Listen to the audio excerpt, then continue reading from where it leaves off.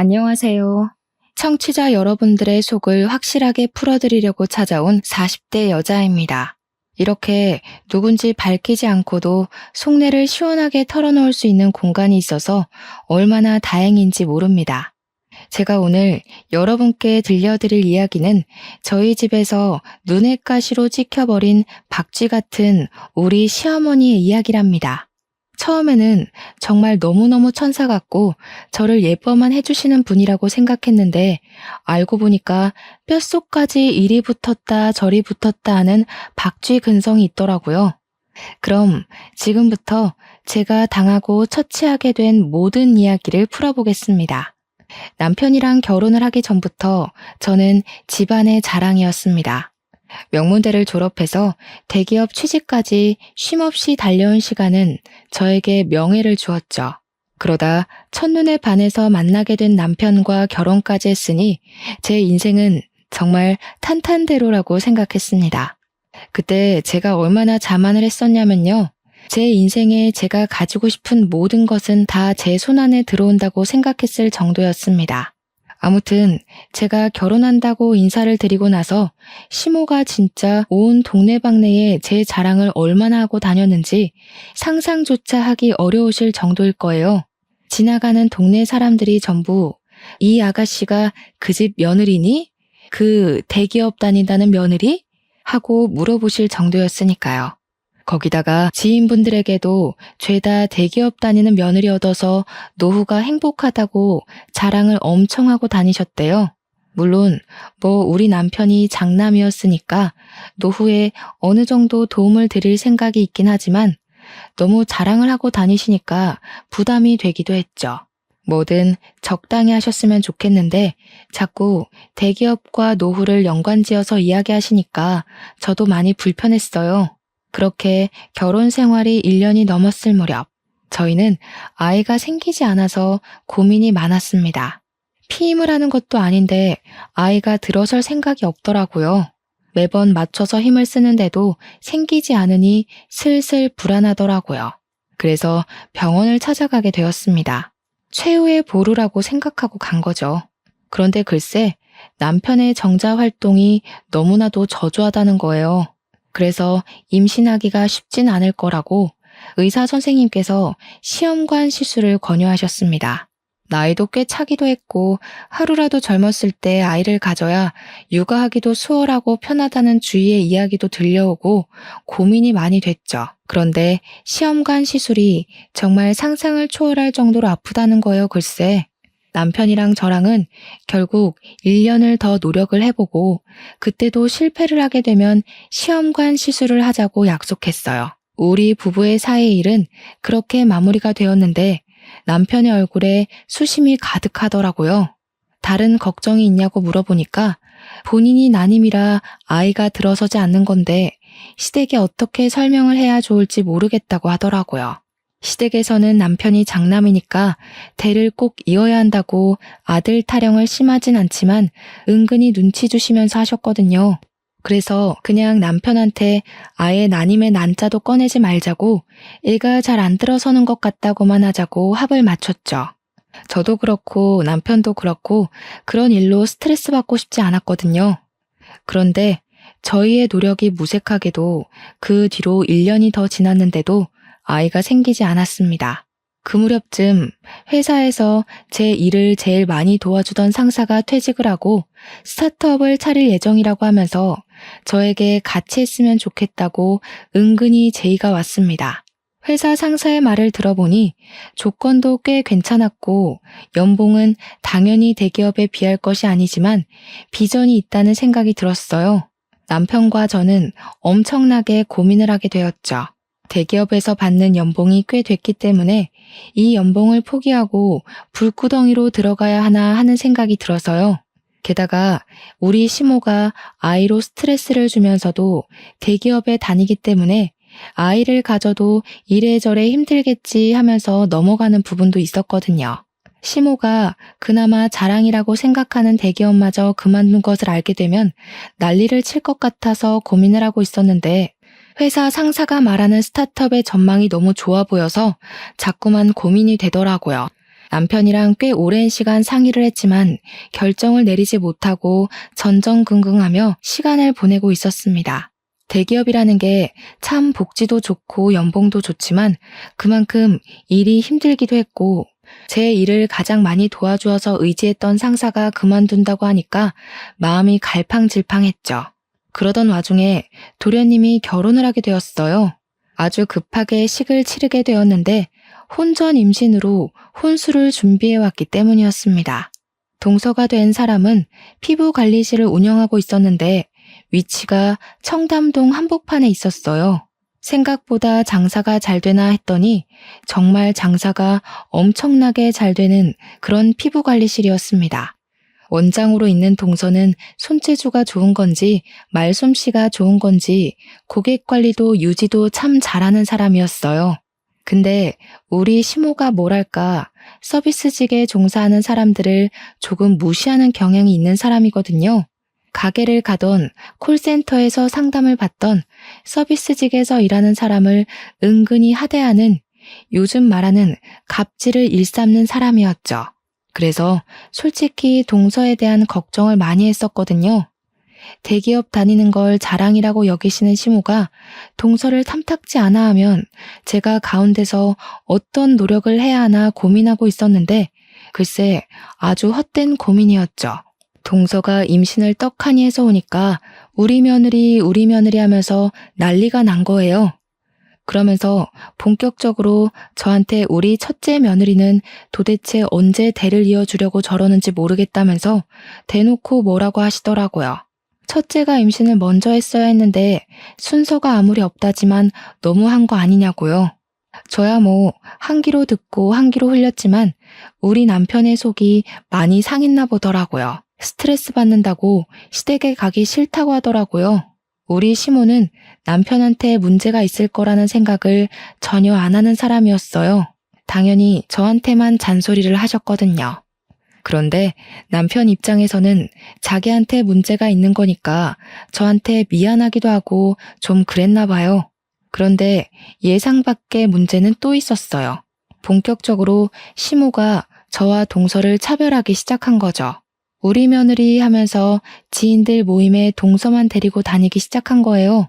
처음에 말했듯이 시모 주변에 시모를 아는 모든 사람들이 제가 대기업에 다니는 걸 알 정도로 제 자랑을 엄청나게 하고 다니셨다고 했잖아요. 그런데 이제는 그 모든 걸 동서한테 하고 계신 거였죠. 우리 시모가 또 발이 얼마나 넓은지 정말 모임광이거든요. 그동안은 그런 자리에 저를 꼬박꼬박 데리고 다니셨었단 말이죠. 친구들 모임, 친인척 모임에 저를 자랑하려고 데려가서는 우리 며느리가 대기업에 다니느라 바쁜데도 나를 위해 이렇게 시간을 내어준다면서 이야기하셨어요.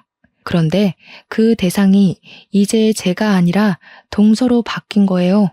우리 둘째가 손이 아주 야무져서 청담동에서 피부관리실을 운영하는데 연예인도 와서 받는다더라 이러면서요. 거기다가 동서한테 들었는데 지인들에게 글쎄 피부관리실에서 모임을 하자며 6명이나 데리고 가서는 공짜로 피부관리를 받고 왔다고 하더라고요. 동서가 저에게 약간 어이가 없다는 식으로 전화가 와서 설명을 하길래 저도 기함을 했죠. 아무리 며느리라지만 6명의 지인을 싹 다 데리고 와서 공짜로 관리를 받고 갔다는데 진짜 너무 뻔뻔한 거죠. 안 그래도 동서가 결혼 초에 시모랑 저를 피부관리실에 데려가서 관리를 받게 해준 적이 있었거든요. 시모는 그 호의를 당연하게 권리로 생각하신 것 같더라고요. 동서한테도 이제는 공짜로 해주지 마라. 도련님께 말씀드려서 거절 잘 하라고 했죠. 동서랑 저랑은 시모의 차별 가운데에서도 상당히 돈독한 친분을 쌓으면서 서로에게 잘 하려고 노력했어요. 동서한테 임신했으니까 선물도 이것저것 챙겨주고 그랬죠. 우리 동서 성격이 또 엄청나게 쿨하거든요. 저한테 뭔가를 받으면 절대로 입을 씻는 법이 없었습니다. 제가 동서한테 호의를 베푼 건데 자꾸 되돌려주면 나도 선물 더는 못 해준다고 이야기를 했더니 선물을 주시면 앞으로는 피부 관리를 해드리겠다고 딜을 하던 사람이에요. 자기는 절대로 받고 입 닦는 사람이 못 된다면서 다른 집들도 이러는지는 모르겠지만 동서랑 저랑 참 성격도 잘 맞고 잘 지냈어요. 시댁에서 손주 타령 엄청 하는데 손주 먼저 떡하니 안겨주는 동서한테 제가 고맙기도 했고요. 아무튼 저는 결국 그쯤 상사와 함께 스타트업에 참여하기로 결정을 내렸고 오랜 시간 몸담아왔던 대기업 생활을 청산했습니다. 시모에게 말을 하진 않았지만 남편이 이야기를 한 건지 그때부터 시모의 잔소리가 엄청나게 건너오기 시작했습니다. 애를 가지지 않는 게 대기업 다니느라 승진해야 해서 바빠서 그런 건 줄 알았더니 어디 일을 때려치우고 구멍가게에 들어가냐고요. 저한테 막 큰 소리까지 내시면서 사표 무르고 다시 대기업에 잘못됐다고 말을 하고 재취업을 하라더군요. 그 스타트업에 무슨 비전이 있겠냐, 그 좋은 대기업을 왜 그만두냐, 처음에는 달래다가 나중에는 화를 내시더라고요. 회사 직원도 너랑 회사 상사랑 둘이라고 하던데 그게 제대로 된 회사는 맞고 월급은 나오냐고요. 우리 아들이 번 돈으로 호의호식하려고 그러는 거 아니냐 하면서 하고 싶은 말 다 쏟아내시는데 그동안 어떻게 참으셨는지 모르겠더라고요. 근데 대표님이 되신 우리 회사 상사가 대기업에 재직 중인 당시에 우리 부서 최고 브레인이자 중심축에 있던 사람이었거든요. 우리가 IT 보안 쪽에서 일을 하고 있었는데 정말 신의 손이라고 불리던 사람이고 회사를 그만두더라도 분명 자리만 잡으면 일이 쏟아질 거라고 예상했단 말이죠. 오죽하면 우리 부서에 있던 사람들 몇 명이 따로 연락 와서는 스카우트 좀 해달라고 부탁을 할 정도였는데 시모가 구멍가게라고 무시하니까 저도 기분이 영 별로더라고요. 시모는 결국 대기업을 다니지 않는 저를 엄청나게 구박하고 무시했어요. 뭐 돈 100만 원은 버는 거냐? 쪽팔려서 며느리라고 말하고 싶지도 않다고요.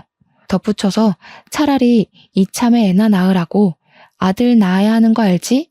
너네가 대를 이어야 한다고 난리를 치셨습니다. 처음에는 제 일에 대해서 아무것도 모르면서 막말을 하는 시모가 미웠지만 시간이 지나니까 한 귀로 듣고 한 귀로 흘려버리게 되더라고요. 제가 그렇게 스타트업을 시작한 지 6개월이 지나서 동서가 드디어 출산을 했습니다. 주스도 꽉 채워서 나오는 바람에 애 몸무게가 4.1kg이었다고 하더라고요. 동서가 정말 온몸이 찢어지는 줄 알았다고 했어요. 애 낳느라 얼마나 고생했는지 얼굴에 실핏줄이 다 터져서 푸르댕댕해질 정도로 힘을 줬다고 하더라고요. 근데 제가 일이 바빠서 당일에는 병원에 가질 못하고 그 다음날 완도산 최고급 미역을 싸들고 동서의 병실로 찾아갔단 말이죠. 그랬더니 시모가 눈에 쌍심지를 켜고 저를 째려보더니 일도 널찍하면서 뭐가 바쁘다고 이제서야 찾아오냐고 화를 내셨어요. 저는 기분 좋아 시조카도 보고 동서랑 이야기도 나눌 겸 찾아간 건데 시모가 보자마자 기분 나쁘게 하니까 좀 그랬죠. 제가 아무 소리도 안 하고 있으니까 저한테 뭐라는 줄 아세요? 밤새 동서 수발을 들어도 모자란데 이제야 뻔뻔하게 나타났다고 하더라고요. 네가 애를 낳아봤어야 알지 하면서 혀를 차는데 우리 남편도 도련님도 누워있는 동서도 다 식겁해서 제 눈치를 보더라고요. 저는 그냥 할 말은 많았지만 굳이 하지 않았습니다. 아무 소리 안 하고 가만히 앉아서 동서한테 두런두런 말을 시키고 있는데 동서가 목이 마르다고 하더라고요. 원래 탈수가 오거나 수분이 부족할 때 물보다 이온 음료가 좋다고 하잖아요. 그래서 동서에게 이온 음료를 건넸죠. 아플 때에도 물 대신 이온 음료를 더 찾아 먹기도 하고 하니까 일부러 생각해서 건네준 거였어요. 그런데 우리 시모가 제 손에 들린 이온 음료를 보자마자 제 뒤통수를 퍽 소리나게 때리는 거예요. 또 너무 놀라서 으악 소리를 내고 우리 남편도 놀래서 엄마 뭐 하는 거야 하면서 소리를 질렀어요. 동서랑 도련님은 아무 소리도 못하고 입만 떡 벌리고 있었고요. 그러자 시모가 저한테 생각이 없어도 너무 없다면서 물을 줘야지 음료수를 주면 어쩌냐고 너도 나중에 애 낳으면 음료수나 마셔라 하는데 남편은 옆에서 한숨 쉬고 있고 시모는 이때다 싶었는지 언제 아이 가질 거냐고 닥달을 했어요.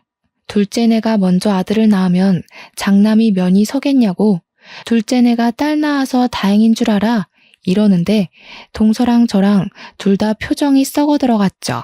남편은 제가 뒤통수를 맞은 게 본인 뒤통수를 맞은 것처럼 기분이 나빴는지 시모에게 소리를 쳤어요. 왜 애먼 사람을 잡고 그래? 내가 불임이래, 내가. 내가 몸이 안 좋아서 임신을 못 시키는 거라고요. 제발 가만히 좀 있으세요. 엄마가 그럴수록 내 체면이 더 안 선다는 거 알아두시라고요. 그 말을 들은 시모가 완전 어안이 벙벙한 표정으로 저를 한번 남편을 한번 번갈아 가면서 보시더라고요.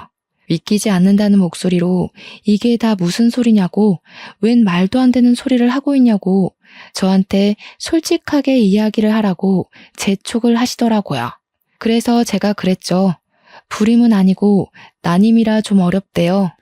그러니 남편이 다 자기가 부족해서 생긴 일인데 왜 우리 마누라 탓을 하냐고, 우리가 노력도 안 해본 줄 아냐고 시모한테 난리를 쳤습니다. 듣던 동서도 도련님도 불편했는지 제발 그만하시라고 남편을 말리기 시작했죠. 시모는 동서 병실 한복판에 주저앉아서 아니 우리 아들이 난임이라고? 애를 못 가진다고? 하면서 엉엉 울기 시작하셨습니다. 저는 진짜 동서한테 너무나도 미안했어요. 출산하고 푹 쉬어도 모자랄 판에 병실에서 이게 무슨 일인지. 남편이 시모한테 끝까지 우리 마누라한테 임신 가지고 헛소리 하지 말라고 단단히 일러두더라고요.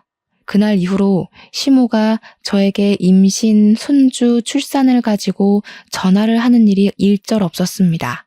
동서는 저에게 마음이 괜찮은 거 맞냐고 연락 오긴 했는데 사실 저랑 남편은 이미 어느 정도 아이에 대한 생각을 포기했던 터라 괜찮다고 했죠. 요즘은 일이 바빠서 아무 생각도 들지 않는다고 동서한테 걱정 말고 육아에 신경 쓰라고 했어요. 근데 동서 이야기를 들어보니까 시모가 저한테는 전화도 없고 문자도 없고 집에 찾아오거나 하는 일도 없이 지내는데 동서랑은 계속 연락하고 만나고 한다고 하더라고요. 손녀를 얼마나 예뻐하시는지 매일같이 동서네 집에 출퇴근하시면서 육아를 도와준다고 하더라고요.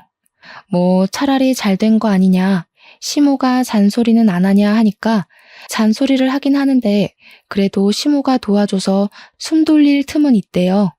그러다가 동서네 아기 100일 잔치 이야기가 나와서 혹시 얼마 안 남았던데 따로 일정 같은 거 있냐고 물어봤어요. 동서한테 원래 가족끼리 100일에 밥 먹고 사진도 찍고 한다던데 동서네는 어떻게 할 거야? 선물은 뭐 사줄까? 하고 물어보니 난처해 하더라고요. 그러더니 저한테 형님 너무 기분 나빠하지 말고 들어주세요. 이러는데 느낌이 딱 오더라고요. 제 예상대로 시모가 저랑 남편 꼴도 보기 싫다고 부르지 말라고 했다는 겁니다. 그래서 그냥 아 그래? 하고 넘어가려 했는데 동서가 우리 가족이랑 따로 만나서 밥 먹고 싶다고 오늘 때길래 알겠다고 했어요. 동서도 가운데에서 얼마나 난처할까 싶어서 마음이 좀 불편했습니다. 100일 잔치는 따로 2번 하는 걸로 마무리가 되었는데 그걸로 끝나는 게 아니었습니다. 명절이 되니까 저랑 남편 보기 싫다고 명절에 모이지 말자고 하시던 시모가 동서네랑 여행을 다녀오셨더라고요. 동서가 나중에 형님네도 오시는 줄 알았는데 깜짝 놀랐다며 시모가 비행기 티켓 다 끊어놓고 몸만 오라고 했다고 했대요. 당연히 저희 부부도 있을 줄 알았는데 안 오셔서 놀랬다고. 저는 뭐 아예 듣지도 못한 이야기니까 어색하게 웃고 말았죠. 동서가 좀 피곤하겠지만 시모한테 좀 잘해드려 하고 말았습니다. 시간이 흐르고 시조카의 첫 돌날이 다가왔는데 시모가 동서에게 돌잔치에 우리 부부가 오면 참석하지 않겠다고 했대요. 그 말에 남편이 열이 받아가지고 안 가겠다고 그냥 나중에 동서네에 따로 놀러 가기로 마무리를 하고 말았어요. 남편이 진짜 자기 엄마가 이런 식으로 나올 거라곤 꿈에도 생각 못했다고 열불을 토하는데 오히려 저는 편했죠 뭐. 스트레스 주는 시모랑 얼굴 보고 밥 먹는 것만큼 짜증나는 일도 없었으니까요. 돌잔치는 그렇게 마무리가 되고 시간이 흐르고 저희 회사도 완전히 자리를 잡게 되었습니다. IT 보안 쪽으로 중견기업 하청도 들어오고 직원도 그 사이에 10명이나 늘어나는 꽤 탄탄한 회사가 되었습니다.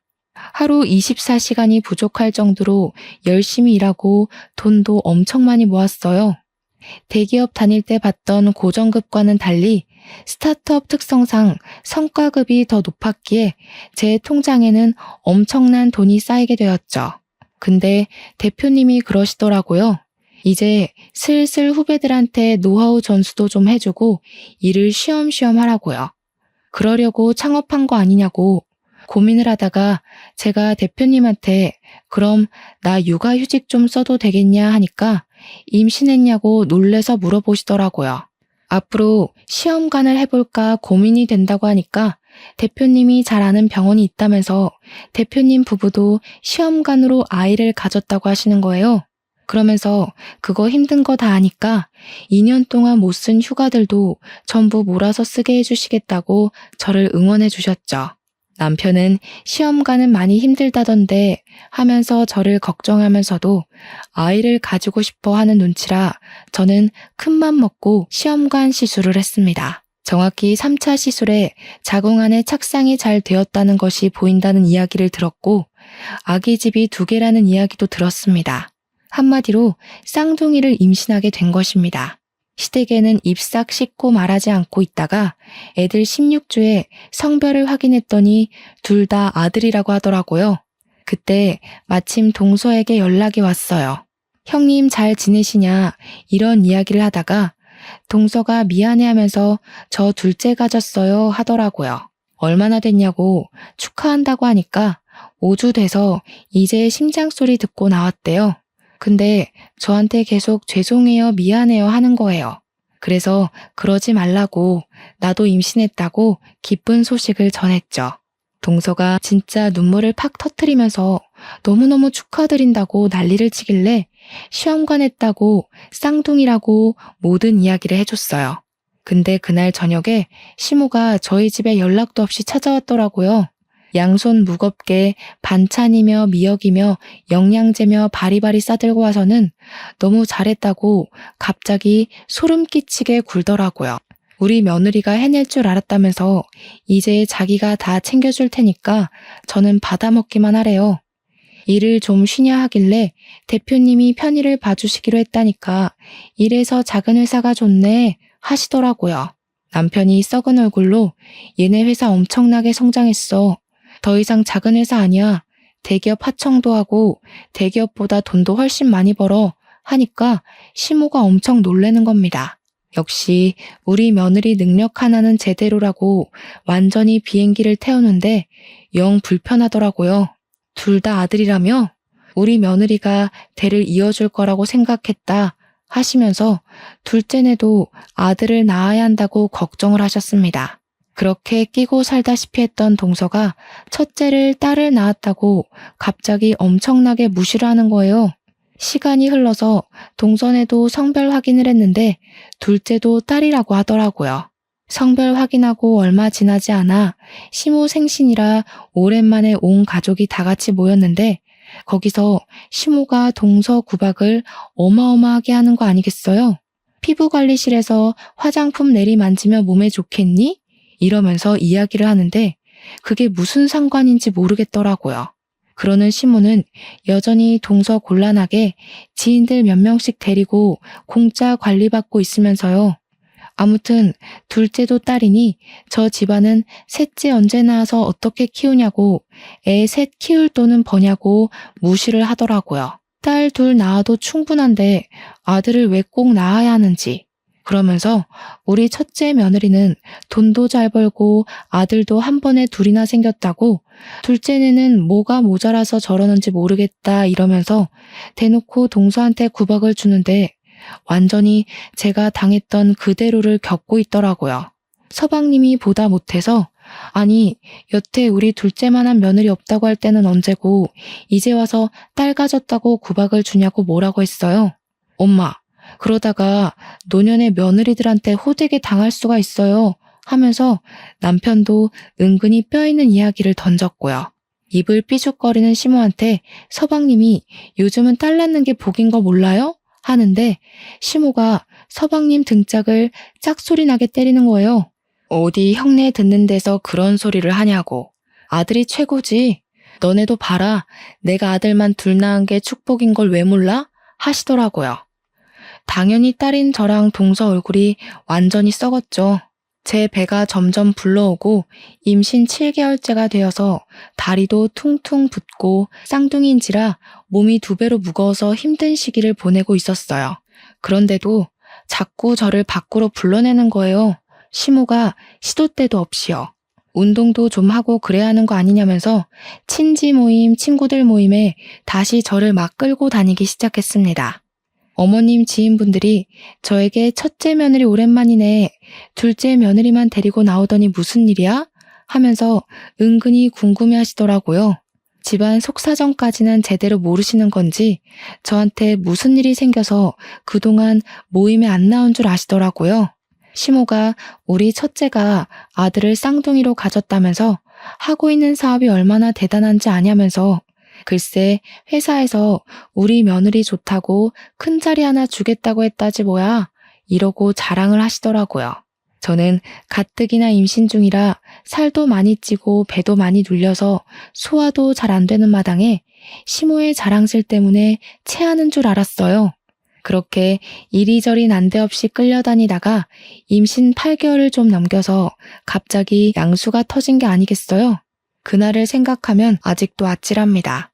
시모에게 끌려가서 미용실에서 머리를 하고 있었어요. 어차피 출산 전에 한번 다듬을 예정이긴 해서 군소리 없이 시모를 따라갔는데 이상하게 배가 너무 아프더니 양수가 터지고 만 거죠. 구급차를 부르고 아주 그냥 난리를 치고 병원으로 이송돼서 조산으로 아이를 낳게 되었습니다. 쌍둥이들은 충분히 그럴 가능성이 있다고 하더라고요. 애들은 바로 신생아 중환자실로 들어가서 심장 박동이랑 그런 거 체크하고 저는 완전히 몸져 누워 있었거든요. 갑작스럽기도 하고 출산이 진짜 힘들기도 했고요. 우리 남편이 헐레벌떡 병원에 소식 듣고 오자마자 시모한테 막 뭐라고 난리를 치더라고요.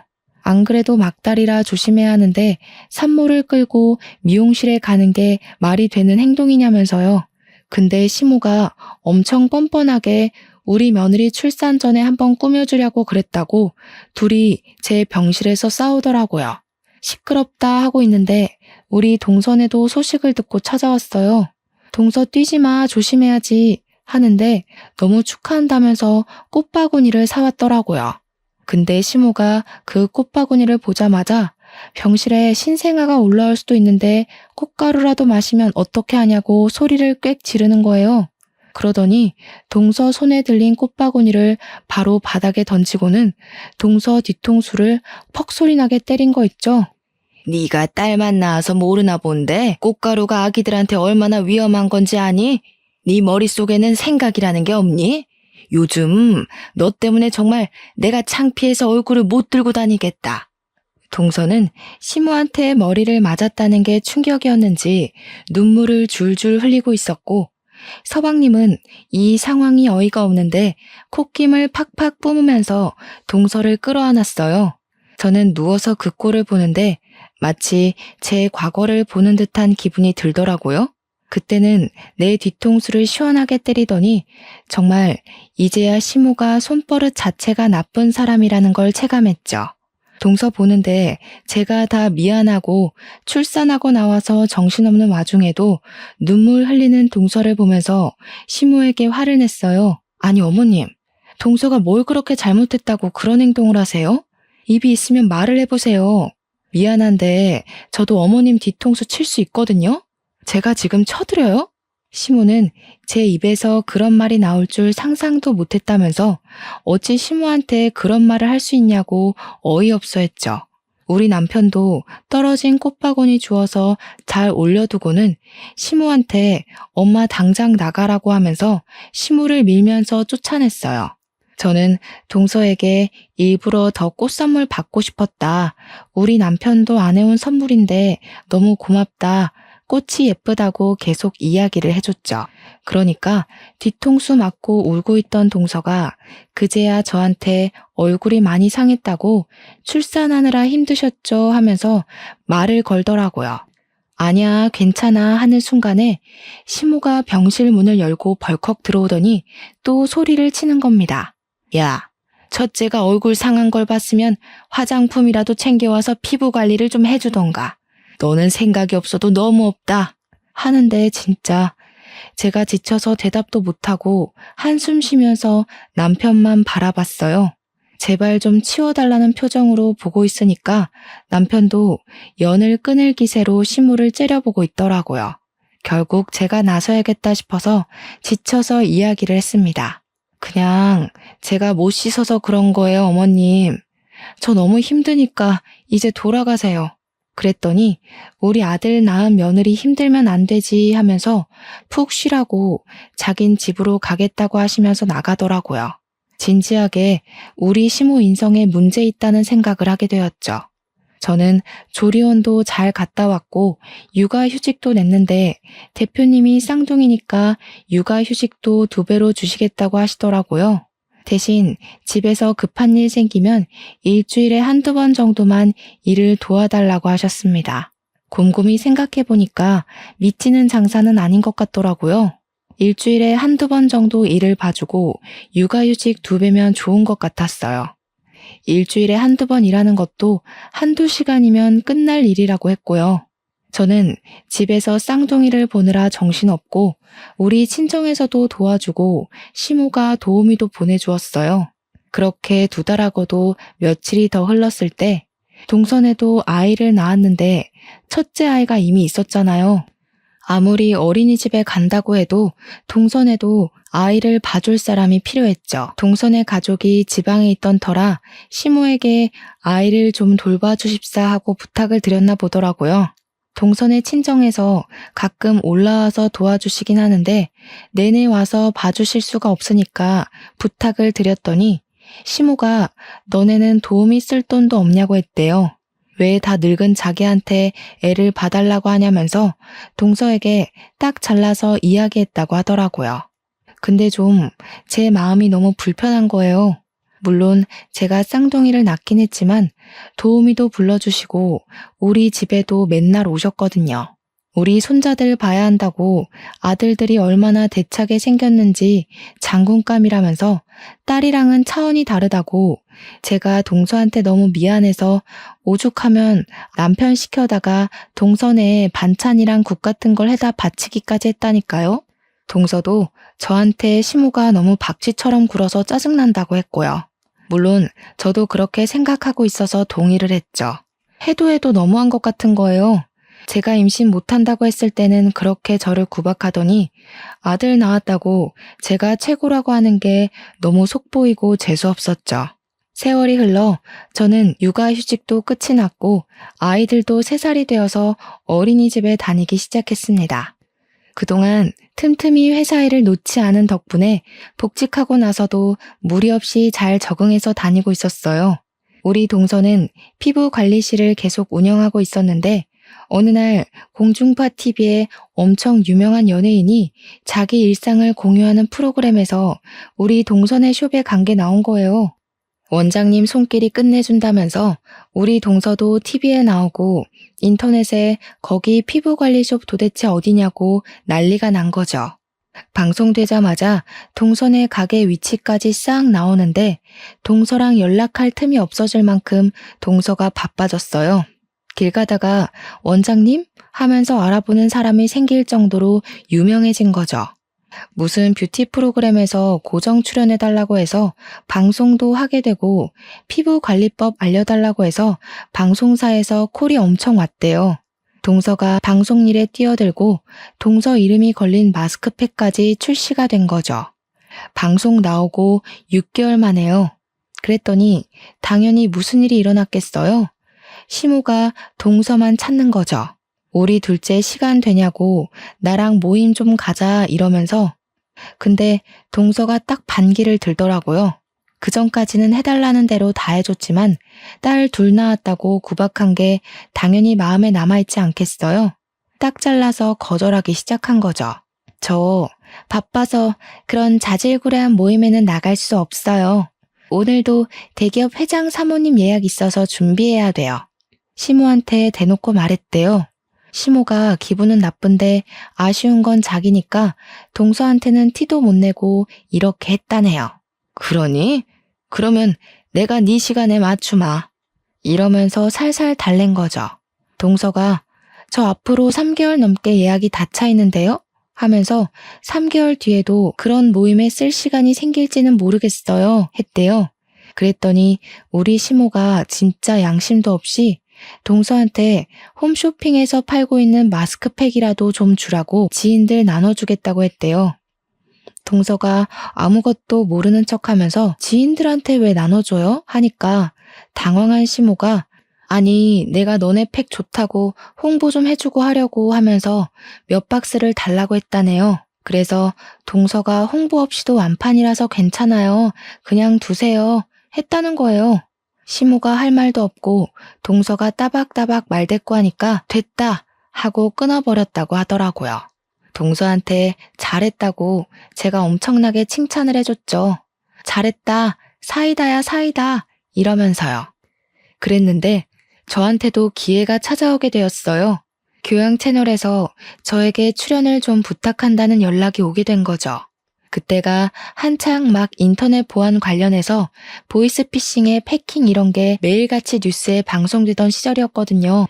제가 또 IT 보안 업체에서 일을 하고 우리 대표님이 그런 데 나서서 인터뷰하시는 걸 워낙 싫어하시는 분이라 저한테 나가라고 시키더라고요. 상사가 하라는데 제가 거기서 싫은데요? 할 수가 없어서 인터뷰도 엄청 열심히 하고 설명도 최대한 기업계 사람들이 이해하기 쉽도록 설명을 했어요. 그게 방송에 나오고 기사로도 막 뜨고 길 가다가 알아보는 사람은 없어도 업계에서 꽤 유명해졌단 말이죠. 그리고 어르신들이 그 방송을 많이 시청하셨나 봐요. 시모 지인들이 저를 알아보고 시모한테 어머 첫째 며느리 아니냐고 호들갑을 떤 거죠. 시모가 저한테 연락이 와서는 같이 모임에 나가자고 엄청나게 조르더라고요. 근데 우리 동서가 싫다고 딱 잘라 거절을 했는데 저라고 거기 떡하니 나가면 되겠어요? 제가 일을 하는 사람인데 어떻게 시간을 마음대로 빼고 출근을 하고 말고 할 수 있을까요? 이 업계에서 난다긴다 하는 사람들 24시간 일한다고 해도 무방해요 하면서 시간 없어요 하고 거절을 했더니 제 시간에 맞추겠다고 하시더라고요. 그러면 금요일 새벽 1시쯤 어떠세요? 하니까 시모가 씩씩거리면서 끊더라고요. 그렇게 저랑 동서는 완전히 시모의 연락을 싹 무시하고 평온한 일생을 보내고 있었습니다. 물론 밖에서 만나는 모임에 참석하지 않은 것이지 명절까지 무시하고 지나갈 수는 없었죠. 어쩔 수 없이 명절에 동서와 저는 나름 긴장을 하고 시댁에 찾아갔습니다. 그래도 남편들이 있으니까 괜찮겠지 했는데 시모가 보자마자 서운하다고 난리를 쳤어요. 어떻게 시애미가 면 한 번 살려달라고 부르는데 코빼기를 한 번도 안 비치니? 그러면서 저희한테 며느리들이 해도 너무한다고 시애미 늙었다고 무시한다고 손가락질을 막 하는 겁니다. 우리 남편이랑 서방님도 이게 다 무슨 소리냐고 저희한테 영문을 몰라 물어보았죠. 아들들이 자기 편 들어주는 줄 알고 시모가 아니 친구들 모임에 얼굴 한번 비추라고 했더니 오지를 않더라. 마스크팩 좀 달랬더니 안 주더라. 이러면서 고자질을 막 하는 거요 글쎄. 그랬더니 남편이랑 서방님이 뭐라고 한 줄 알아요? 가뜩이나 바빠서 힘들어 죽겠다는 안사람들을 왜 그런 하찮은 모임에 부르냐고 화를 내더라고요. 우리 마누라들 그런 자리에 부르지 좀 말라고 누가 누구 면을 세워줘야 하냐고 며느리들이 그런 존재냐고 소리를 쳤어요. 다른 집들은 며느리들 바쁘니까 시모가 와서 애도 봐주고 밥도 해주고 한다는데 우리 집은 왜 이 모양 이 꼴이냐고 남편도 서방님도 그동안 쌓아두었던 것들이 꽤 많았는지 시모한테 별말을 다 하더라고요. 엄마 때문에 우리가 이혼남 됐으면 좋겠어? 하니까 그제야 이혼은 무슨 이혼이냐고 헐레벌떡 이야기를 하시더라고요. 시모가 아니 뭐 맨날 부른 것도 아니고 어쩌다 한번 오라고 한 거라고 꼬리를 팍 내렸죠. 그래서 저도 이때다 싶어서 이야기를 했습니다. 저는 어머님께서 손주 못 낳는다고 구박하고 대기업 그만뒀다고 쪽팔린다고 하시길래 제가 어머님 면 살려드릴 일은 없는 줄 알았어요. 어머, 형님도요?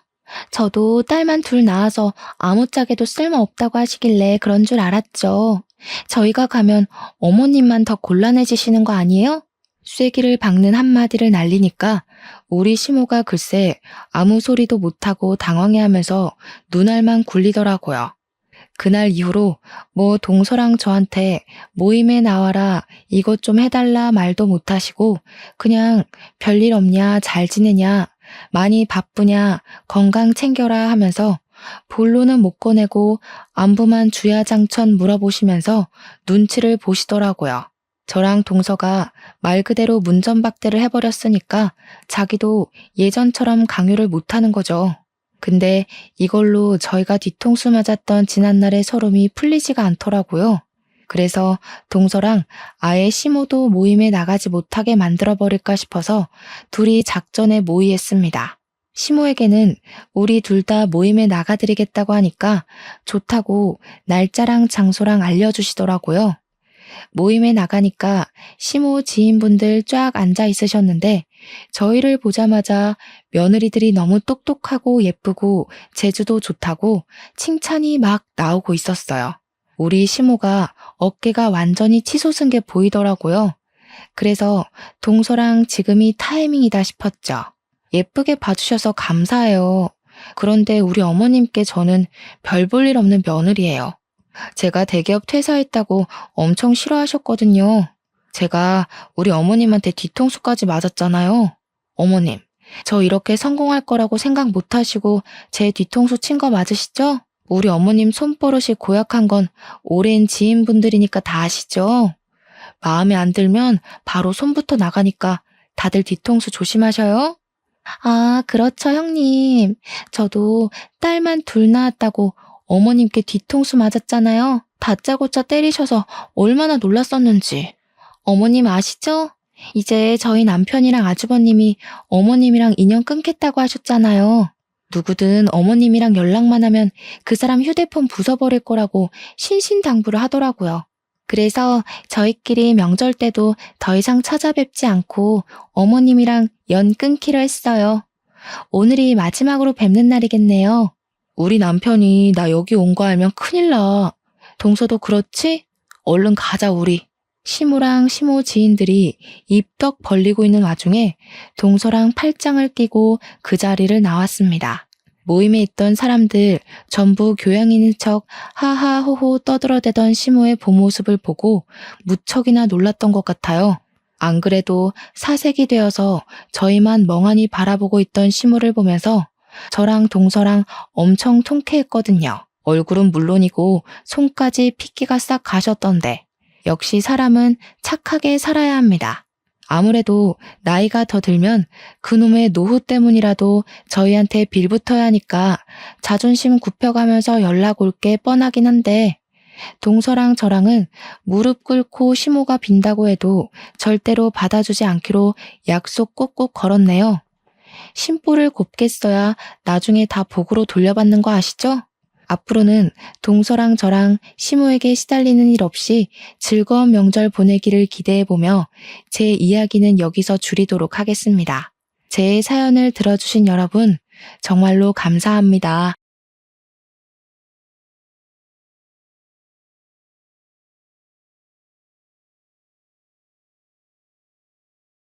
안녕하세요. 저는 30대 결혼한 지 이제 막 3년이 넘은 파릇파릇한 새댁입니다. 결혼한 지 고작 3년 넘은 주제에 뭐 그리 심각한 고부 갈등이나 집안 문제가 있어 사연을 다 올리나 싶으시죠? 이 이야기는 하루 종일 해도 모자랄 만큼 저에게는 아주 큰일이었는데요. 모든 일이 깔끔하게 처리된 이후 돌이켜 생각해보니 재미가 있긴 했네요. 제가 들려드릴 이야기는 갖은 수를 다 쓰고 자기 하고 싶은 대로 눌어붙으려던 시모의 이야기랍니다. 3년 동안 정말 많은 일이 저에게 일어났고 우리 시모한테 당한 일이 너무 많아서 하나하나 풀기 벅차지만 그래도 결과적으로 지금은 행복한 일상을 차지했습니다. 그런 기념으로 남편이랑 같이 맥주 한잔 하면서 이야기하다가 이런 곳에 사연을 올려보면 어떨까 싶어서 올려보게 되었어요. 그럼 제 이야기 지금부터 시작해 보도록 하겠습니다. 저는 어릴 때 아주 평범한 집에서 남들과 다를 것 없는 일상을 살면서 하루하루를 보냈습니다. 어릴 때는 미술 학원을 다니며 친구들과 그림을 그리는 것보다는 노는 것에 집중해서 하루하루를 보냈고, 초등학생이 되었을 때는 동네 골목대장이었어요. 저학년 때까지만 해도 잔병치레가 많았지만 고학년이 되면서부터 그 누구보다 튼튼했기에 허구한 날 놀이터에서 친구들과 노느라 정신이 없었죠. 피아노 학원을 다니는 친구를 따라 피아노를 배우기도 했고, 태권도를 다니던 친구가 부러워 태권도를 따라다니기도 했습니다. 그저 친구들이랑 노는 게 좋아서 이것저것 배웠습니다. 부모님께서는 외동딸인 저를 위해서 물심양면 아끼지 않고 지원을 해주셨습니다. 물론 아주 어린 시절의 이야기이기 때문에 가능했던 일이기도 했지만요. 우리 아버지께서 어떠한 사건으로 인해 팔 한쪽 신경을 다치기 전까지 저희 집에는 늘 웃음이 끊이지 않았었죠. 저희 동네는 서울에서도 외곽 쪽에 있는 동네였습니다. 경기도와 인접한 동네에는 야트막한 산이 꽤 많았고, 동네 사람들은 그곳에서 약수물을 받아 가기도 하고 운동을 하기도 했습니다. 초저녁에 아버지께서 운동 겸 약수물을 뜨러 간다고 하시기에 놀고 싶었던 저는 아버지를 따라 나섰습니다. 초저녁이라고는 하지만 해가 길어진 시점이었기에 날은 밝았고 친구들이랑도 자주 놀러 다닌 산이었기 때문에 겁없는 초등학생에게는 무서운 곳이 아니었습니다.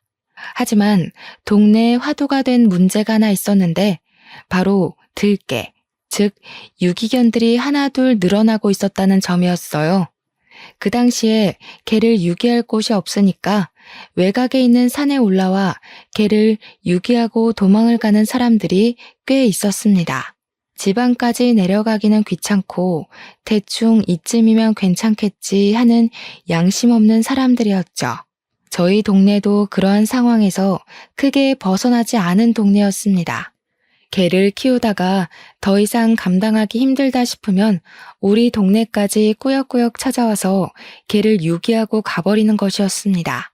당연히 동네에 들개들이 늘어나고 그 들개들끼리 3-4마리씩 몰려다니면서 동네를 어지럽히고 시끄럽게 만들고 있었습니다.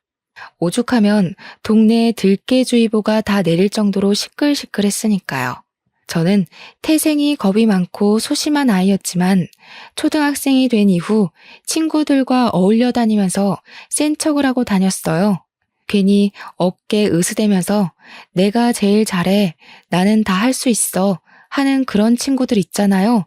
그게 바로 저였습니다. 들개가 위험하니 아빠 옆에서 떨어지지 말라고 신신당부했던 어머니의 말은 쏙 까먹어버리고 저는 도토리를 줍기 시작했습니다. 아버지는 물통을 들고 앞으로 쑥쑥 걸어나가고 계셨고 저는 뒤를 설렁설렁 쫓으면서 도토리를 줍고 있었습니다. 그래도 산이 아파트와 연결이 되어 있었기 때문에 이 정도 거리는 괜찮겠다 싶었던 거였죠.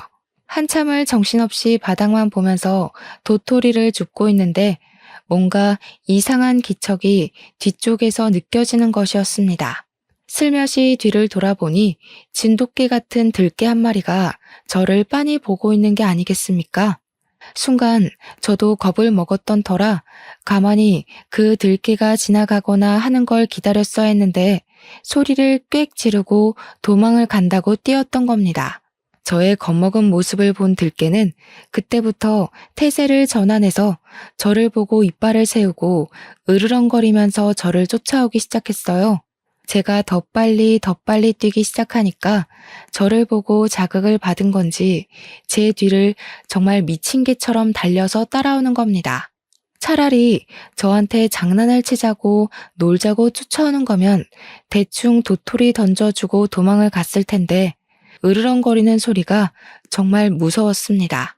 제가 소리를 지르면서 악을 막 써대고 도망을 가니까 저를 위험한 것으로 인식을 했는지 입을 벌리면서 저를 물겠다고 입질을 하는데 진짜 너무 공포였어요. 뾰족한 그 이빨이 저를 향해 달려오는데 정말 너무나도 무서웠죠. 한참을 소리를 지르면서 산 정상을 향해 달려가고 있는데 주변 사람들과 아빠가 제 목소리를 듣고 헐레벌떡 내려오고 계셨어요.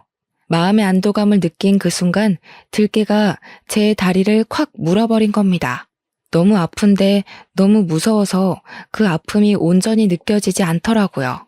정신없이 울고불고 난리를 치는 와중에 아빠가 들개를 저에게서 떨어뜨리려고 노력을 하셨죠. 개를 막 발로 차고 잡아서 떨어뜨리려고 하는데 이 들개가 악물고 제 다리를 놓아주지 않는 겁니다. 아빠가 소리를 치면서 달려드니까 갑자기 들개가 잡고 있던 아빠의 팔을 확 물어버린 거예요.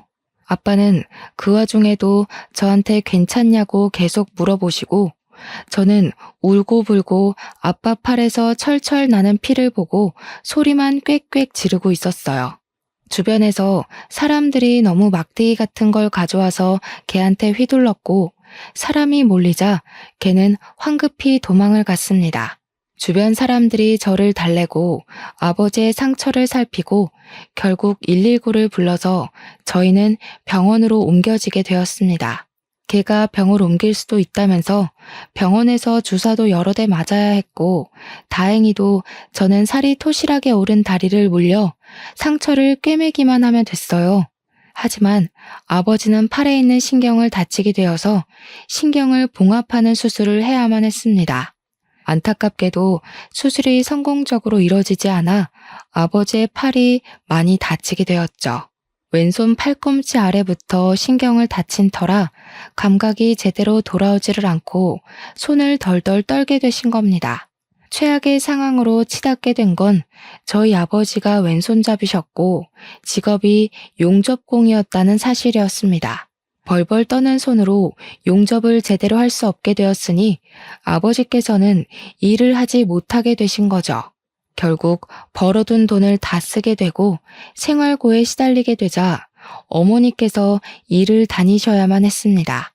그때만 해도 맞벌이라는 게 생소했고 어머니께서 일을 해도 벌어오는 돈이 많지 않아서 가족들은 모두 힘에 부치는 생활을 해야 했어요. 아버지는 용접 일을 할 수 없게 되자 본인 스스로 자괴감이 드셨는지 집에서 매일 퍼질러 잠만 주무시고 술만 드시고 하셨습니다.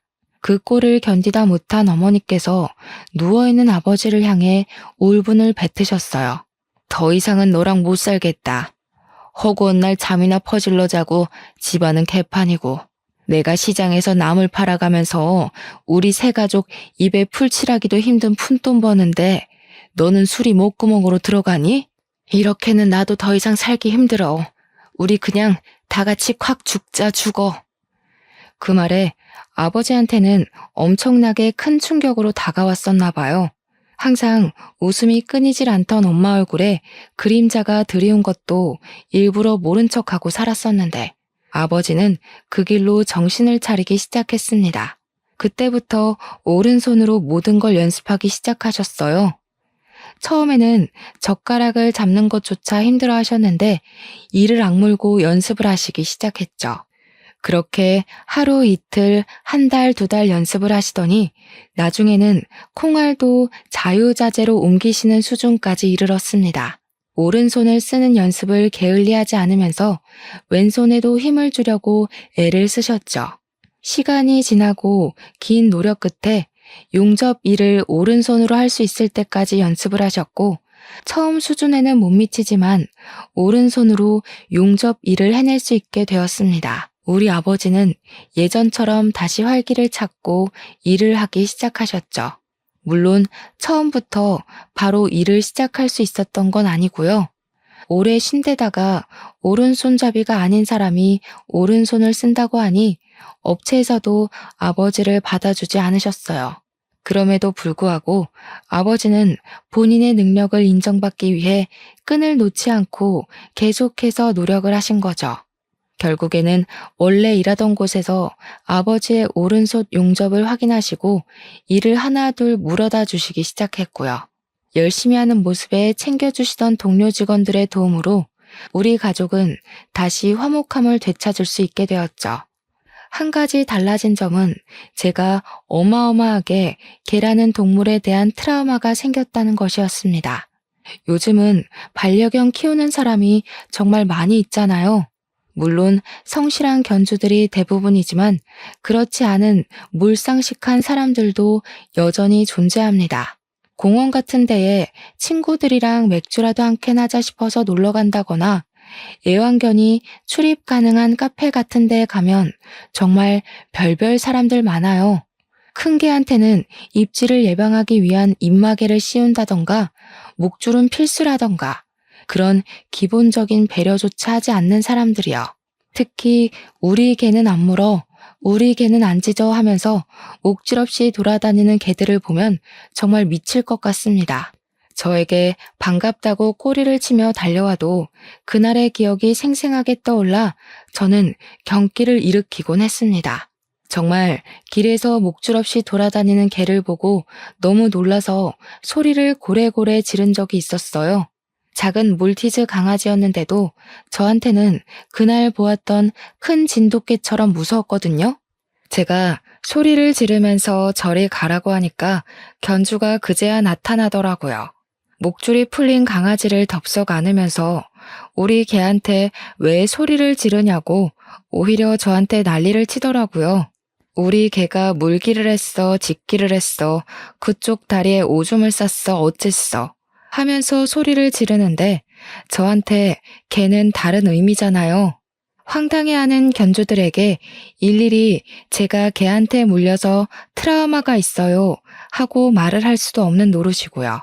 소형견이고 대형견이고 저한테는 그저 무서운 동물일 뿐이었습니다.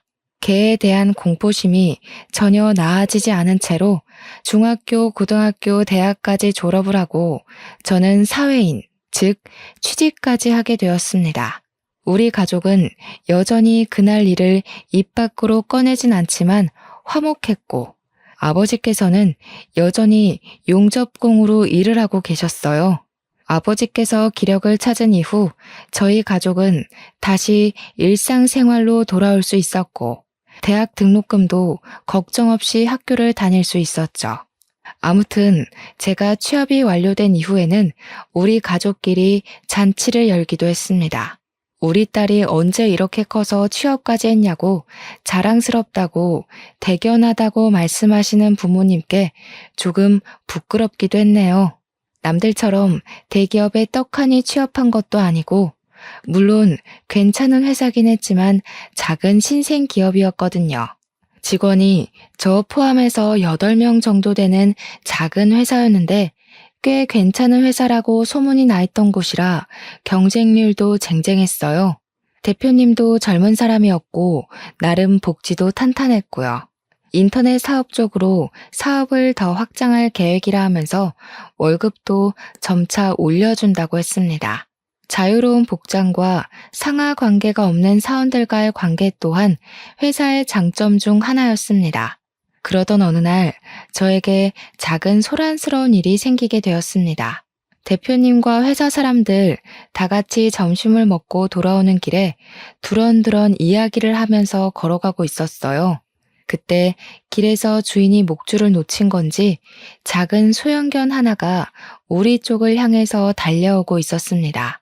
제가 달려오는 소형견을 보고 너무 놀라서 소리를 꽥꽥 지르면서 그 자리에 주저앉아 벌벌 떨고 있었어요.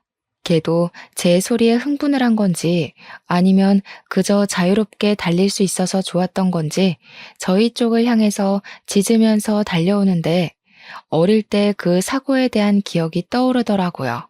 제가 진짜 발작하듯이 온몸으로 몸부림을 치면서 울고불고 소리를 막 질렀거든요. 그랬더니 우리 대표님께서 놀라셨는지 저를 감싸 안아주시면서 달려드는 소형견의 목줄을 탁 잡아채고는 개가 더 이상 다가오지 못하게 짧게 목줄을 쥐었어요. 개도 목줄이 잡히고 나니까 계속 짖고 있었고 저는 놀래서 숨만 헐떡이면서 아무것도 못하고 앞이 캄캄한 상태로 있었습니다. 회사 사람들도 제가 갑자기 발작을 하니까 너무 놀라서 괜찮은 거 맞냐고 숨 천천히 쉬어보라고 119라도 부를까 하면서 난리가 난 거죠. 눈물에 콧물에 완전 얼굴이 난리가 나고 제가 숨도 못 쉬고 막 꺽꺽거리고 있으니까 견주가 황급히 달려오더라고요. 우리 개가 물었어요? 하면서 제 몸을 막 보더니 물린 건 아닌 것 같은데 이러더라고요. 회사 사람들이 다 쳐다보고 있으니까 견주가 민망했는지 대표님한테 가서 목줄을 확 채가더니 우리 애 잡아줘서 고마워요 하고 가려는 거예요. 저는 솔직히 정신이 없는 상태였기 때문에 그러든가 말든가 정신을 차리려고 애쓰고 있던 상황이었고요. 회사 사람들은 나서지도 못하고 저 사람 너무 경우 없다 하고 있는데 대표님이 그 견주 아저씨를 부르더라고요. 저기요, 목줄을 잘 챙겨서 다니셔야죠. 위험하지 않습니까? 하면서 따지듯이 물어오니까 견주가 황당해하는 거예요. 큰 개도 아니고 작은 수영견이 반갑다고 달려가서 꼬리치고 놀자고 하는 건데 위험하긴 뭐가 위험하냐고요. 그냥 귀엽다 해주면 되는 거지 뭘 그렇게 예민하게 울고불고 난리를 치냐고 저를 보면서 그러대요. 만만한 게 여자다 이거겠죠. 그러면서 아무튼 앞으로 목줄 잘 챙기고 다니면 되지 하면서 저한테 사과도 없이 가려고 하더라고요. 대표님이 빤히 그 아저씨를 쳐다보니까 자기도 오기가 생긴 건지 뭔지 저를 보면서 딱 그러는 겁니다. 뭘 이런 걸로 무섭다고 저지랄이야? 젊은 사람이 너무 오버해도 안 돼. 이러는데 대표님이 열이 받으셨나 봐요. 아저씨, 개를 무서워하는 사람도 당연히 있을 수 있다고. 1차적인 책임은 목줄 놓친 아저씨라고. 병원 갔다 와서 문제 있으면 병원비 청구할 거니까 번호 내놓고 가라고 손을 내미니까 견주가 황당해하는 겁니다. 뭘 이런 걸로 병원을 가네마네 하고 앉아있냐면서 너네 전부 다 무슨 나이롱 환자 모임이냐 사기단 아니냐 삿대질하고 난리가 났더라고요. 회사 사람들도 전부 아저씨 말 다 했냐고 누가 누구한테 큰 소리 치는 거냐고 다들 제 편을 들어주시고 나섰습니다. 결국 아저씨가 한창을 구시렁거리다가 대표님께 전화번호를 딱 전해주고는 침을 칵 퇴뱉고 가시더라고요. 너무 열받고 짜증나고 길거리에서 이런 일을 겪었다는 게 수치스러운 와중에도 대표님이 너무 든든해서 고맙더라고요. 저한테 걔 무서워해요? 하고 물어보시는데 회사 사람들도 전부 궁금한 얼굴로 저를 보고 있더라고요. 그래서 어릴 때 크게 물려서 많이 다쳤었다고, 그래서 트라우마가 있다고 이야기를 하면서 들깨한테 물린 이야기를 했어요. 회사 사람들도 전부 너무 무서웠겠다, 물려서 아팠겠다 하는데 그때가 여름이라 반바지를 입고 있었거든요. 제가 다리를 물려서 종아리에 꿰맨 자국이 흉터로 그대로 남아 있었어요. 그거 보여주면서 여기가 물린 흉터거든요. 어릴 때라 꽤 많이 꿰맸고 아버지께서도 크게 다치셨었다고 다 이야기를 했죠. 회사 사람들도 전부 너무 아팠겠다, 무서울만 하네 하면서 공감을 해주셨고 대표님도 그래도 이 정도라 다행이라고 큰 개였고 어린아이 시절이었으니까 놀랬겠다고 했어요. 그래서 오늘 도와주셔서 너무 고마웠다고 막 이야기를 하니까 대표님이 저한테 고마우면 나중에 커피라도 사요 하시는 거예요. 당연히 사드려야지, 2잔, 3잔 사드려야지 싶어서 회사 도착하자마자 배달 앱으로 커피를 주문해서 회사 사람들 것까지 준비를 했죠. 그래봐야 8명이니까 이 정도는 살 수 있지 않나 싶었거든요. 배달이 도착하고 회사 사람들한테도 도와주셔서 감사했다고 인사하면서 커피 한 잔씩 돌리고 대표님은 따로 파티션 되어 있는 공간을 쓰셔서 그쪽으로 한 잔을 가져갔어요. 대표님, 커피 대령했습니다. 하면서 평소 즐겨 드시는 아메리카노를 딱 책상에 올려두니까 대표님이 피식 웃으시더라고요. 우와, 지은 씨 되게 눈치가 없네? 하는데 순간 우리 대표님이 달달한 커피만 즐겨 드셨나 싶더라고요. 그래서 아메리카노 드시지 않으세요? 하니까 대표님이 한숨을 쉬면서 아니라고 이렇게 사라는 게 아니었는데 아무튼 잘 마실게 나가봐 하시더라고요. 대표님이 무슨 말을 하시는지 잘 몰라서 그냥 맛있게 드세요 하고 나왔죠. 영 찜찜해서 대학교 친구들과 있는 단톡방에다가 우리 대표 속셈이 뭐야? 하면서 글을 올렸더니 친구들이 저한테 눈치 없다고 한마디씩 하는 겁니다. 지은아, 그거 그린라이트잖아. 지은이 못소리였지? 모태솔로 티를 아주 팍팍 낸다 팍팍 내. 지은아, 눈치 좀 키우자. 다들 이러더라고요. 그린라이트? 순간 우리 대표님이 나한테 관심이 있다고? 하면서 자리에서 벌떡 일어나고 말았어요. 회사 동료분께서 왜 그래? 똥 마려워? 하시는데 귀에 들려오지가 않더라고요. 우리 대표님이 나한테 관심이 있었을 줄이야. 어느 누가 상상이나 했겠습니까? 분명 우리 회사 사람들도 죄다 눈치가 없어서 몰랐을 거예요. 그때부터 막아 낀 사람처럼 그린라이트라는 말에 꽂혀서 정말 아무것도 눈에 들어오지가 않는 겁니다. 회사 동료가 일을 시킨다고 지은 씨 하고 불러도 못 알아듣고 복사기 10장 복사해야 되는데 100장 누르고 멍 때리고 있고 한번 대표님이 의식되고 나니까 진짜 얼빠진 사람처럼 대표실에서 눈을 못 떼겠더라고요. 물론 대표님이 저한테 그린라이트가 맞는다고 인정을 해준 것도 아닌데 혼자 김칫국부터 사발로 들이킨 거죠. 그렇게 며칠을 실수만 반복하다가 무슨 일이 일어났게요? 당연히 대표실로 호출이 되었습니다. 실수만 하다가 면담이 잡히게 된 것이었죠. 대표님이 걔 때문에 혹시 트라우마가 심해져서 일에 집중을 못하는 거냐고 저한테 솔직하게 이야기를 해보라고 하더라고요. 솔직하게 말하라고 했으니까 진짜 솔직하게 말을 해야겠다 싶어서 사실은 대표님 때문에 집중을 못하는 거라고 말씀을 드렸어요. 저한테 커피 마시자고 한 게 그린라이트였냐고 제가 눈치 없게 굴었다는 게 그 뜻 맞냐고 물어보니까 대표님도 당황하시더라고요. 아무래도 제가 대놓고 물어볼 거라고는 전혀 상상도 못 하셨기 때문이었을까요? 한참을 말없이 머리만 긁적이시던 대표님께 친구들이 그랬다고 이야기를 했어요. 친구들이요.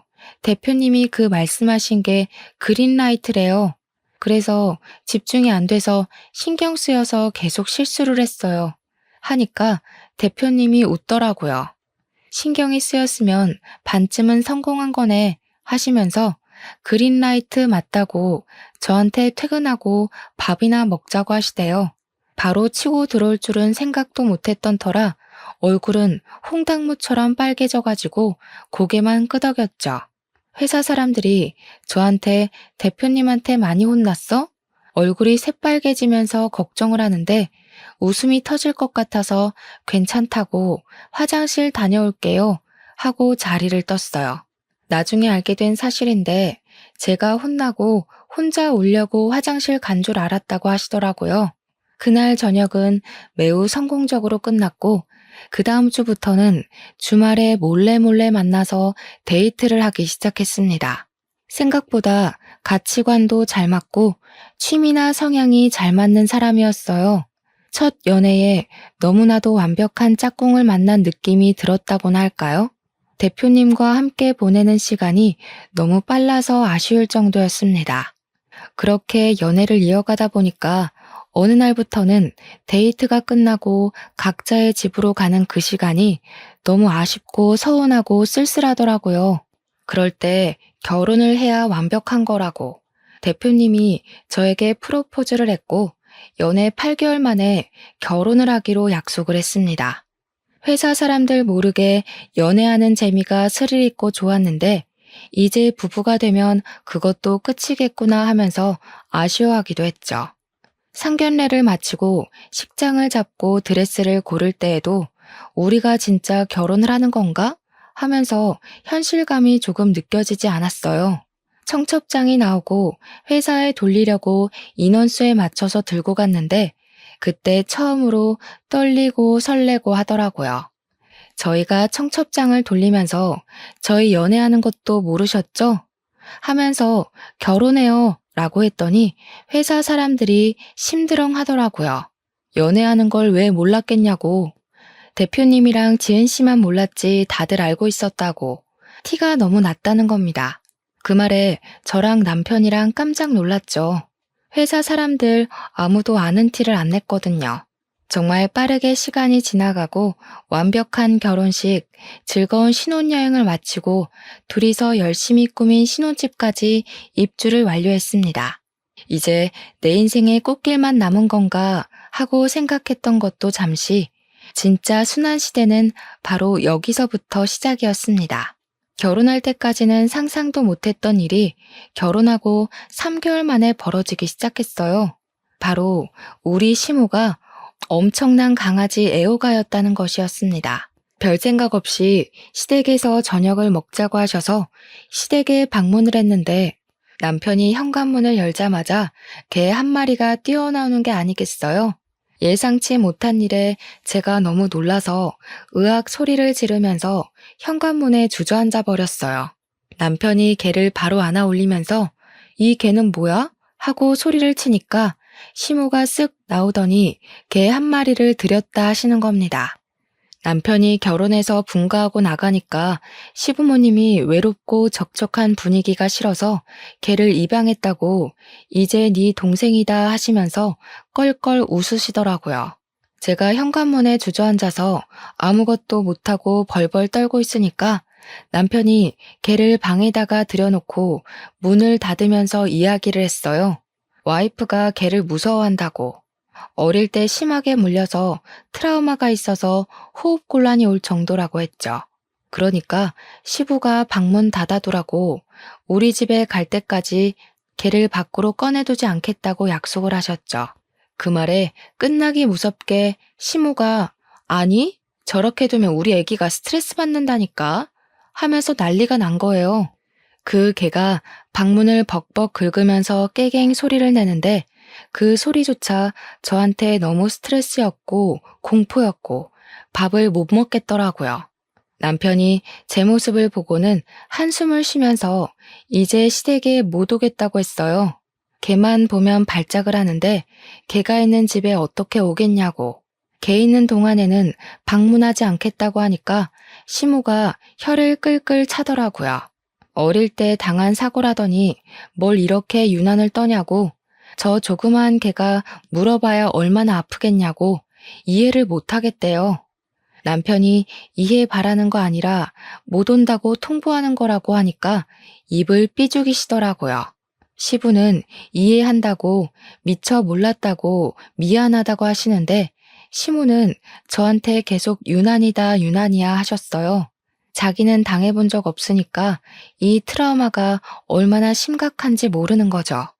저한테는 생사가 걸린 문제였는데요. 아무튼 시댁에 방문하지 않고 지내기를 몇 개월, 명절이나 행사가 있거나 해서 꼭 방문을 해야 할 때에는 시부가 개를 방에 가두거나 베란다에 가뒀어요. 물론 그때마다 시모는 저한테 언제까지 그럴 거냐고 자꾸 마주치고 붙어 지내봐야 그런 트라우마도 극복되는 거 아니냐고 했어요. 시모가 키우던 강아지가 치와와라서 소형견이긴 했는데 빨빨거리면서 싸돌아다니는 게 완전 난리도 아니긴 했거든요. 저는 그 개가 멀리서 짖는 것도 저랑 눈이 마주치는 것도 너무 싫고 무서웠어요. 어느 날은 시모가 저한테 얘, 걔를 가까이서 보면 또 달라 하면서 제 얼굴에 치와와를 들이미시는데 얼마나 놀랬는지 몰라요. 저도 모르게 시모한테 소리를 치면서 걔 무섭다고요. 가까이 못 간다고요. 하면서 난리를 쳤죠. 그러니까 시모가 이 조그마한 게 물어봐야 얼마나 아프다고 소리를 치냐고 네 소리에 더 놀래겠다 하면서 저를 나무라셨어요. 저는 지지 않고 이야기했죠.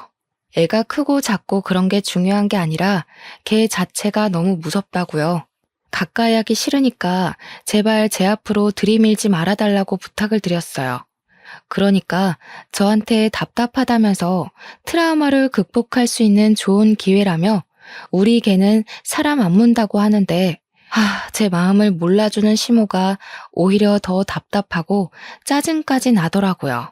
그렇게 제가 2년 정도 시댁의 발길을 완전히 끊어버리는 것으로 의지를 보여드렸습니다.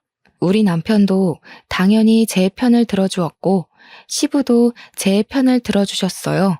하지만 시모만 유별나다면서 걔가 얼마나 사람을 위로해주는 동물인지 몰라서 저런다고 제 탓을 하셨죠. 그러던 와중에 충격적인 사건이 일어났습니다. 바로 시부가 갑작스럽게 돌아가시게 된 것이었어요. 너무나도 갑작스러운 돌연사라 온 가족이 시부의 사망을 받아들이는데 시간이 걸렸습니다.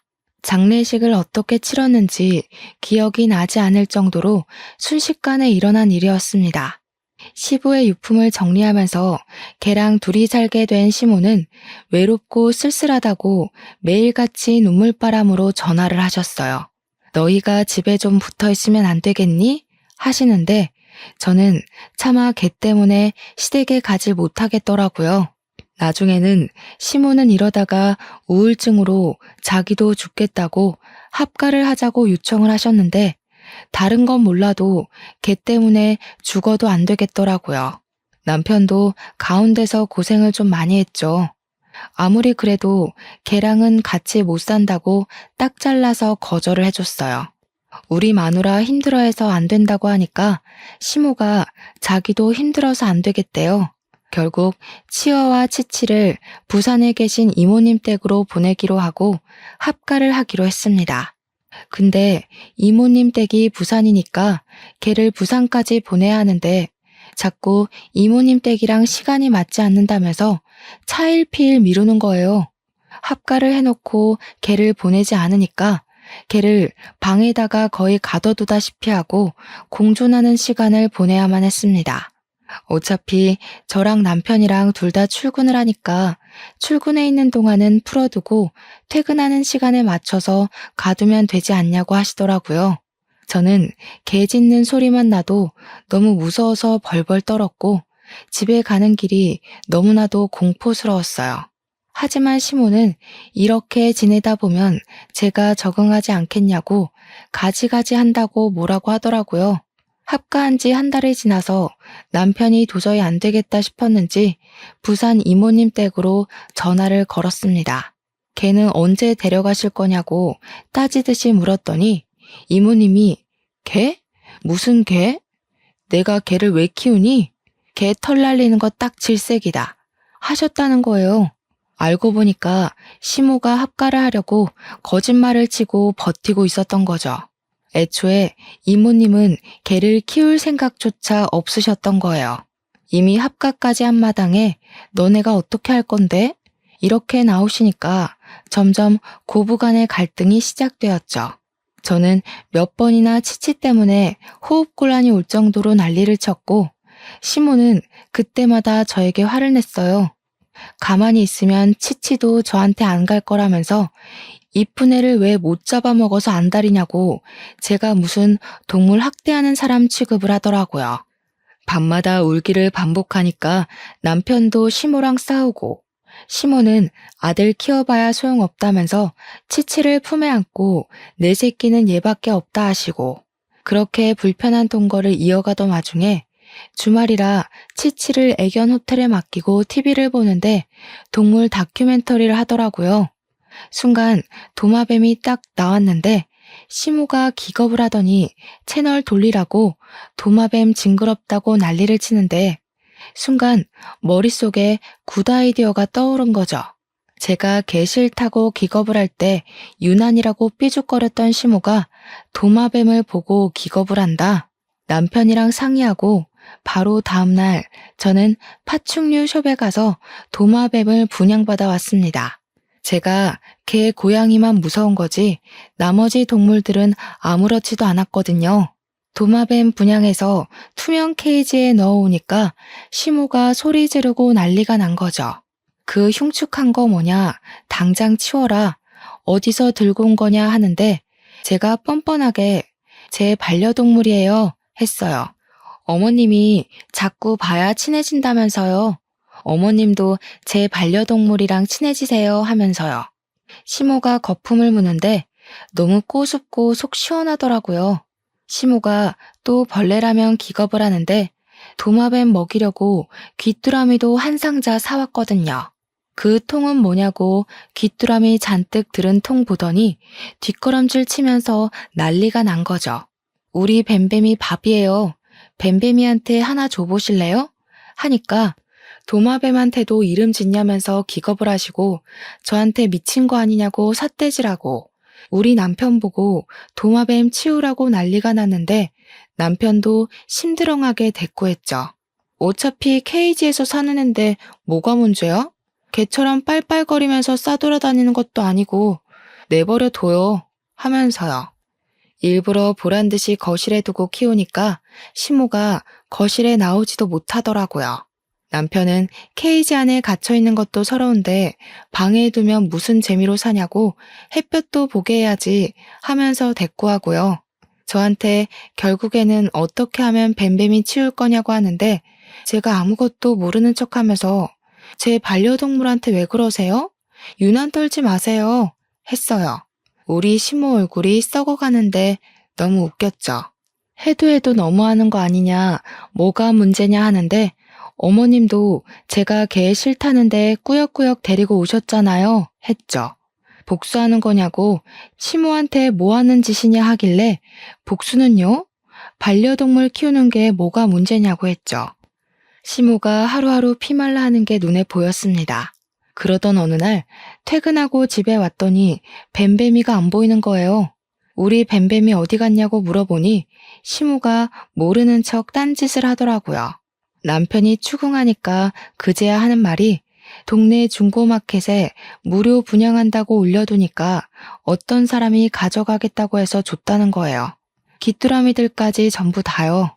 남편이 남의 반려동물을 왜 멋대로 주냐고 난리를 치니까 시모가 그게 무슨 반려동물이냐고 이미 줘서 못 찾아온다고 하는 거예요.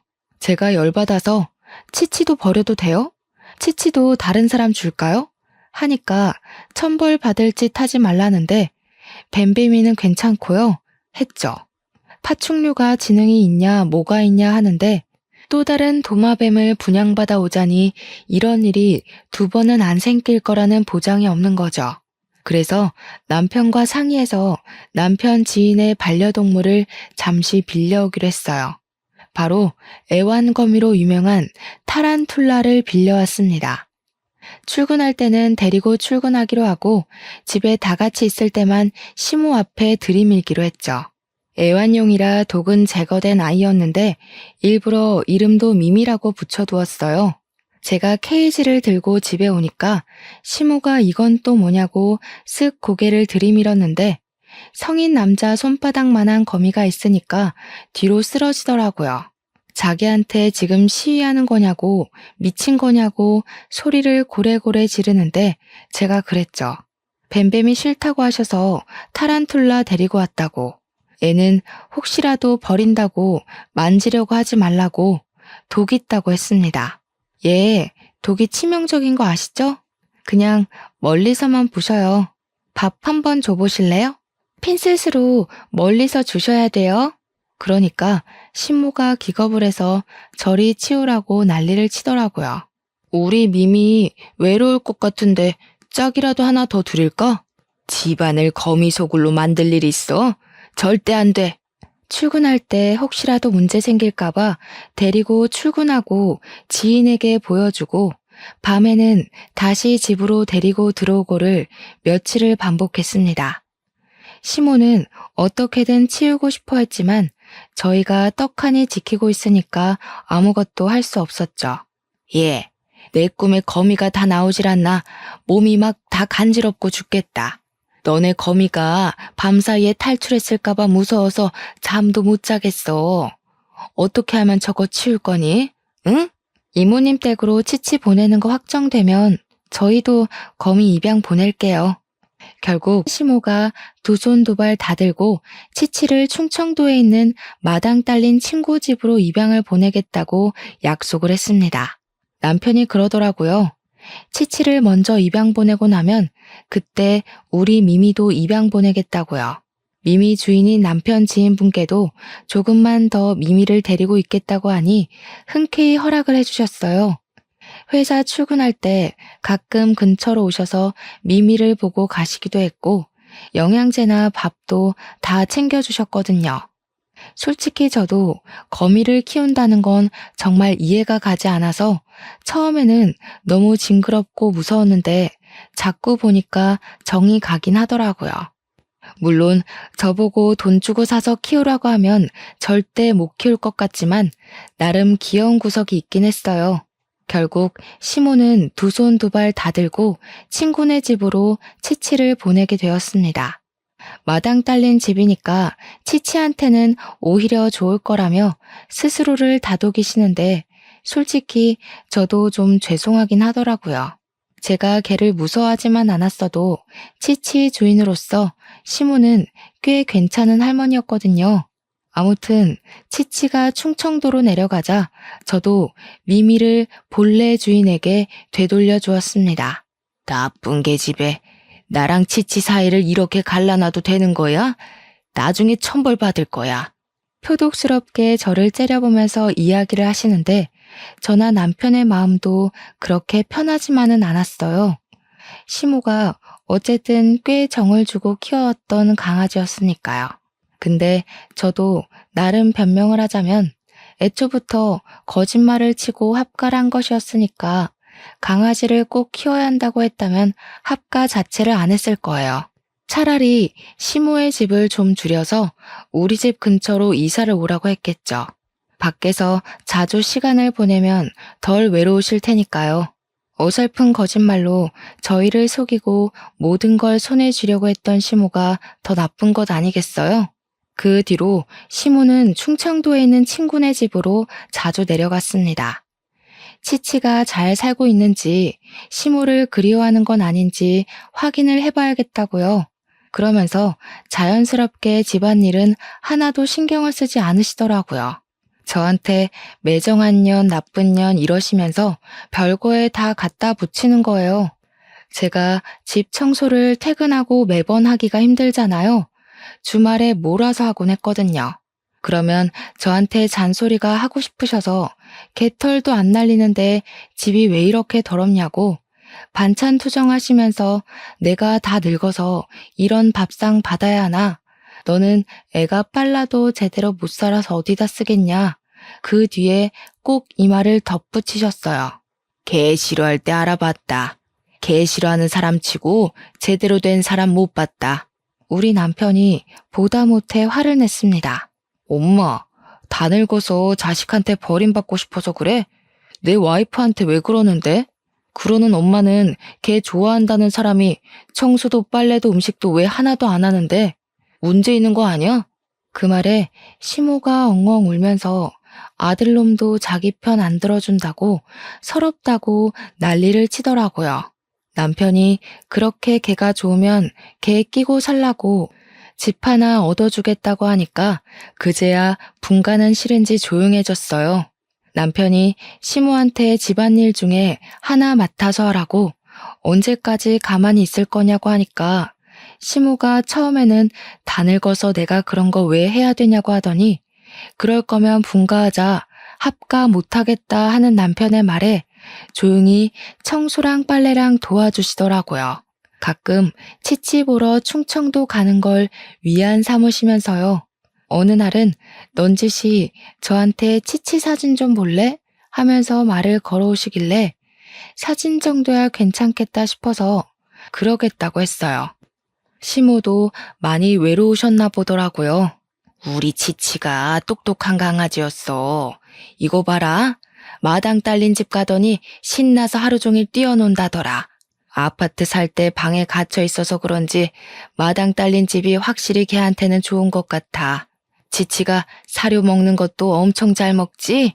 예뻐 죽겠네. 저한테 개 자랑을 하시는데 조금 미안한 마음이 들긴 했지만 걔랑은 같이 못 살겠더라고요. 시모가 제 트라우마를 조금 더 이해해줬으면 하는 마음이 드는 요즘입니다. 나중에, 정말 나중에 제가 트라우마를 극복하고 제대로 치료가 된다면 그때는 시모와 함께 유기견 입양에 대해 고민해 보려고 해요. 그날이 올 때까지 저도 남편의 조언에 따라 심리 상담도 받고 마음에 있는 병을 치유해 보려고 합니다. 앞으로 우리 부부와 고부간의 사이를 응원해 주시고 저의 심리 치료도 응원해 주시면 감사하겠습니다.